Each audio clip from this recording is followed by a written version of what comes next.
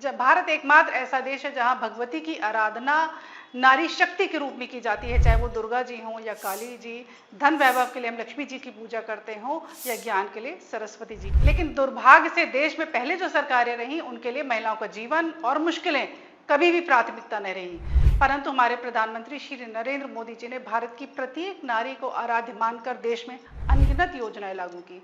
मोदी जी की संवेदनाएं और योजनाएं उनके जमीन से जुड़े जीवन के अनुभवों से निकलती हैं। बचपन में जो भी उन्होंने अपने घर में देखा, आस पड़ोस में देखा या फिर देश में गांव-गांव में अनेक परिवारों से वो मिलते जुलते रहे, उनके साथ रहकर जो उन्होंने अनुभव किया वही आज उनकी योजनाओं में झलकता है। देश की करोड़ों माताओं बहनों की सेवा, सम्मान, सुरक्षा, स्वावलंबन, मुश्किलों से मुक्ति दिलाने की सोच मोदी जी को विश्व का सबसे पॉपुलर लीडर बनाती है।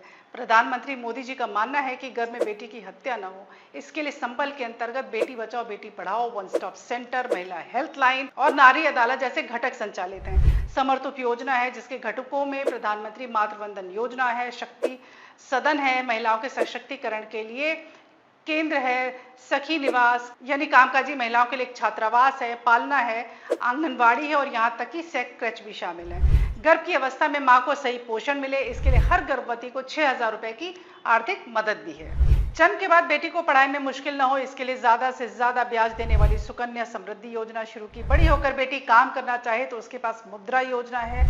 मुद्रा योजना के तहत जो 46 करोड़ से ज्यादा लोन दिए गए हैं उनमें करीब 31 करोड़ से ज्यादा लोन महिलाओं को मिले हैं। 30 करोड़ मुद्रा योजना ऋण महिला उद्यमियों को दिए गए हैं। बेटी के कैरियर पर प्रभाव न पड़े, इसके लिए प्रेगनेंसी लीव को भी बढ़ाकर 26 हफ्ते तक कर दिया गया।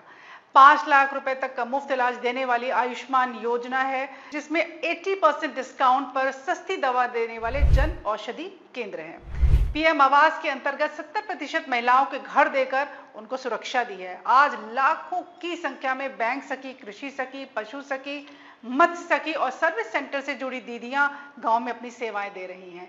ये दीदियां स्वास्थ्य से लेकर डिजिटल इंडिया तक देश के राष्ट्रीय अभियानों को गति दे रही हैं। प्रधानमंत्री ग्रामीण डिजिटल साक्षरता अभियान को चलाने वाली 50% से अधिक महिलाएं और 50% से अधिक लाभार्थी भी महिलाएं हैं। सफलताओं की श्रृंखला ही नारी शक्ति पर भरोसे को और अधिक मजबूत करती है। अनगिनत सुविधा ने कामकाजी महिलाओं को इंडिपेंडेंट होने के साथ साथ मेंटल पीस भी दी है और सिक्योरिटी भी। मातृत्व अवकाश 12 से बढ़ाकर 26 सप्ताह कर दिया। महिलाओं को पहली बार सशस्त्र बलों में परमानेंट कमीशन मिला। पहली बार सैनिक स्कूल और राष्ट्रीय रक्षा अकादमी में महिला कैडेट्स को प्रवेश मिला है। आज महिलाएं फाइटर पायलट भी हैं, साथ ही साथ नौसेना के जहाज को भी पहली बार कमांड कर रही हैं। भारतीय वायुसेना में महिला अधिकारियों को सभी शाखाओं और धाराओं में शामिल कर लिया गया है। पहली बार अग्निपथ योजना के तहत महिलाओं को अग्निवीर वायु के रूप में अन्य रैंकों में शामिल किया गया। हायर एजुकेशन में महिलाओं का पार्टिसिपेशन 28% तक बढ़ा है। सूटेम पाठ्यक्रमों में छात्राओं एवं महिलाओं का 43% नामांकन हुआ है, जो दुनिया में सबसे अधिक है। 3 दशक बाद नारी शक्ति वंदन अधिनियम पारित हुआ। इससे लोकसभा और विधानसभा में महिलाओं की ज्यादा भागीदारी सुनिश्चित हुई। रसोई में लकड़ी पर खाना बनाती हमारी माताओं बहनों के लिए उज्ज्वला योजना, उसके बाद PMUY का शुभारंभ 1/5/2016 को किया गया, जिसमें देश भर के गरीब परिवारों की एडल्ट महिलाओं को जमा राशि के बिना LPG कनेक्शन दिए गए। बीते 10 वर्षों में जिस तरह भारत में महिला SHGs का विस्तार हुआ, इससे महिलाओं का बहुत तेजी से सशक्तिकरण हुआ है। आज लगभग 10 करोड़ महिलाएं स्वयं सहायता समूह से जुड़ चुकी हैं। इन समूहों को 8 लाख करोड़ रुपए बैंक लोन और 40,000 करोड़ रुपए की आर्थिक सहायता दी गई है। सरकार 2 करोड़ महिलाओं को लखपति दीदी बनाने का अभियान चला रही है। देश में 1 करोड़ से अधिक लखपति दीदी बन चुकी हैं। नमो ड्रोन दीदी योजना के तहत समूहों को 15,000 ड्रोन उपलब्ध कराए जा रहे हैं। भारत की महिलाएं हर क्षेत्र में अपना परचम लहरा रही हैं, चाहे पॉलिटिक्स हो, मेडिकल हो, स्पेस हो, साइंस हो या IT। भारत में तो महिला कमर्शियल पायलट्स के मामले में भी दुनिया में नंबर 1 देश है। यही नहीं, आजादी के बाद देश में पहली बार 2019 के लोकसभा चुनाव में 81 महिलाएं लोकसभा सदस्य के रूप में चुनी गई। पंचायती राज सभा में 1.45 मिलियन या 4.6% से अधिक महिला निर्वाचित प्रतिनिधि हैं। भारत के संविधान के 73वें और 74वें संशोधन में महिलाओं के लिए पंचायतों और नगर पालिकाओं में 1/3 सीटों का आरक्षण किया है। सरकार ने बहुत सारे विमेन सेंट्रिक इनिशिएटिव्स भी लिए हैं, जैसे सरकारी सेवा में अधिक महिलाओं की भागीदारी को प्रोत्साहित किया है। इसमें अन्य बातों के अलावा और भी चीजें हैं, जैसे CCL है, उसका लाभ मिलता है उनको। मुख्यालय छोड़ना और CCL के दौरान विदेश यात्रा पर जाना, विकलांग महिला कर्मचारियों को बच्चों की देखभाल के लिए 3,000 रुपए प्रति माह की दर से एक विशेष भत्ता भी मिलता है।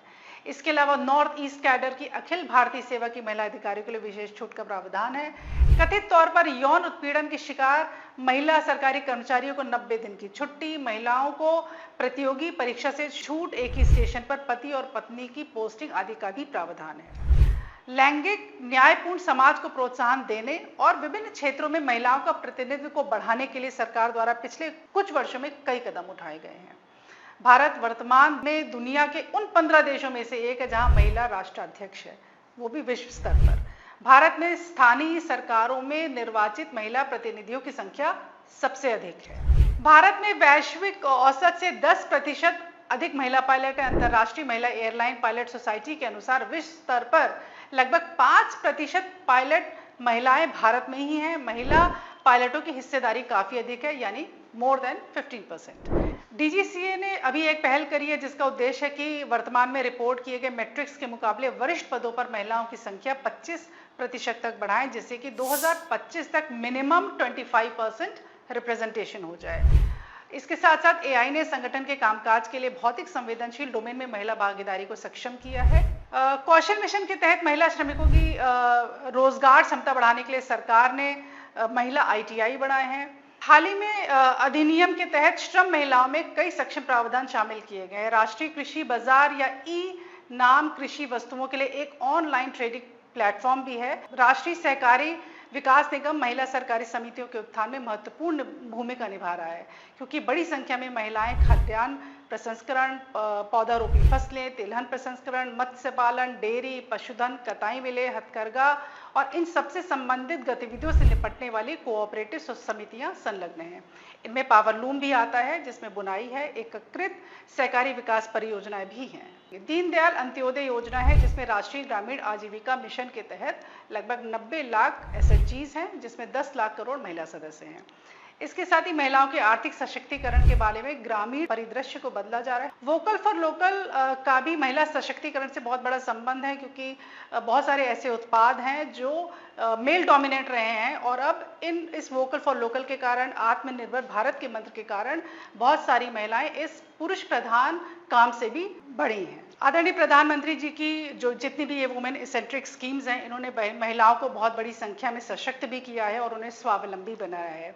नारी शक्ति का सम्मान, उनका कल्याण भारतीय जनता पार्टी सरकार की, मोदी सरकार की पहली प्राथमिकता रही है और यही कारण है कि भारतीय जनता पार्टी की सरकार में महिलाएं सुरक्षित भी हैं और स्वावलंबी भी।